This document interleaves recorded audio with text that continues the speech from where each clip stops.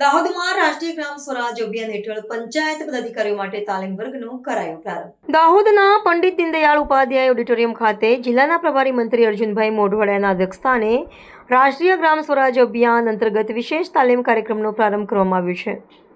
આ કાર્યક્રમનો મુખ્ય ઉદ્દેશ્ય જિલ્લા અને તાલુકા પંચાયતના નવનિયુક્ત પદાધિકારીઓ તથા ચૂંટાયેલા પ્રતિનિધિઓની વહીવટી ક્ષમતાનું નિર્માણ કરવાનો છે।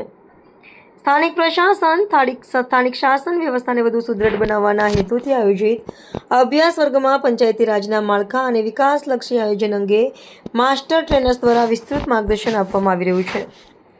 આ પ્રસંગે પ્રભારી મંત્રી અર્જુનભાઈ મોઢવાડિયાએ પાયાની ગ્રામીણ સમસ્યાઓના નિવારણ માટે લોકભાગીદારી વધારવા પર વિશેષ ભાર મૂક્યો હતો।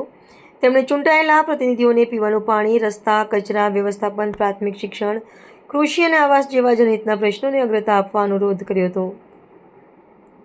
વધુમાં તેમણે જણાવ્યું હતું કે મુખ્યમંત્રી ભૂપેન્દ્ર પટેલના નેતૃત્વમાં બે રાજ્યોની સરહદ ધરાવતા દાહોદ જિલ્લાને રાજ્યમાં અગ્રેસર બનાવવા માટે વહીવટીતંત્ર અને પદાધિકારીઓએ સહિયારા પ્રયાસો કરવા અનિવાર્ય છે।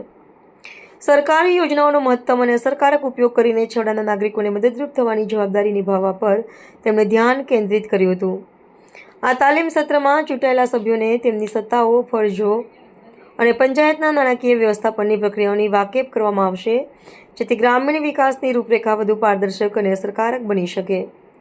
આ મહત્વપૂર્ણ કાર્યક્રમમાં જિલ્લા પંચાયત પ્રમુખ ગમાબેન મોહનિયા, દાહોદના ધારાસભ્ય કનૈયાલાલ કિશોરી, ગરબાડાના ધારાસભ્ય મહેન્દ્રભાઈ ભાભોર અને ઝાલોદના ધારાસભ્ય મહેશભાઈ ભુરિયા સહિત જિલ્લા વિકાસ અધિકારી હિરેન બારોટ, જિલ્લા ગ્રામ વિકાસ એજન્સીના નિયામક તથા અન્ય સંબંધિત અધિકારીઓ અને સભ્યો મોટી સંખ્યામાં ઉપસ્થિત રહ્યા હતા।